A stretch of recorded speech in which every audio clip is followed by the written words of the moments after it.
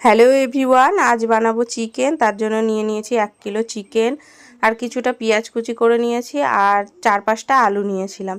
তো তার জন্য মশলার জন্য এই যে লাগছে আদা, জিরে, ধনে, শুকনো লঙ্কা আর কিন্তু রসুন। তো যাই হোক, মশলাটা পেস্ট করে নিই। আর এদিকে আলুটা ভাজার জন্য কড়াইয়ে তেলটা গরম করে আর কিন্তু একটু লবণ দিয়ে দিচ্ছি। কেন বলো তো, এই আলুটা দেওয়ার সঙ্গে সঙ্গে ছিটে যায় তেল, যার জন্য লবণটা দিলে আর তেলটা ছিটবে না। তো এবার চিকেনটাকে ম্যারিনেট করার জন্য আমি এখানে চিকেনের ওপরে প্রথমে চিকেনটাকে জল ঝরিয়ে নিয়েছি, তারপরে চিকেনের ওপরে কিছুটা সর্ষের তেল, লবণ আর গোলমরিচ দিয়ে ম্যারিনেট করব। এখানে হলুদ অ্যাড করিনি আমি, আর তোমরা চাইলে করতে পারো, কোনো সমস্যা নেই।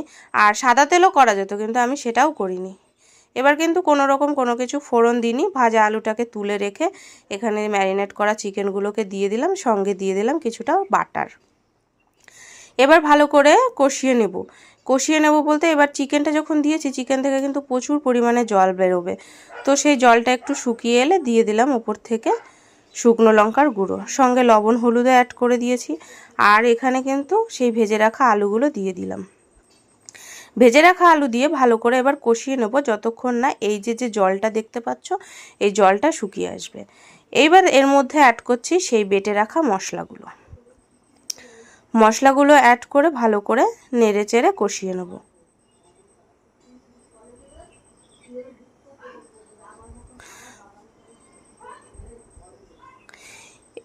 এইবার এখানে আলাদা একটা বাটিতে ফোড়নের জন্য দিয়ে দিচ্ছি কিছুটা পরিমাণ, ওই যে তেলের মধ্যে দিয়েছিলাম শুকনো লঙ্কা, আর দিলাম হচ্ছে মৌরি, জিরে আর কসুরি মেথি। এটা এই যে উপর থেকে ছড়িয়ে দিলাম। তো যাই হোক, একটু ভিডিওটা করতে অসুবিধা হয়েছে, কারণ এক হাতে মোবাইল আর এক হাতে রান্না। এবার সেই ভালো করে ফোড়ন দেওয়া হয়ে গেছে। এবার কিন্তু দিয়ে দিলাম মশলার বাটি ধোয়া জলটা।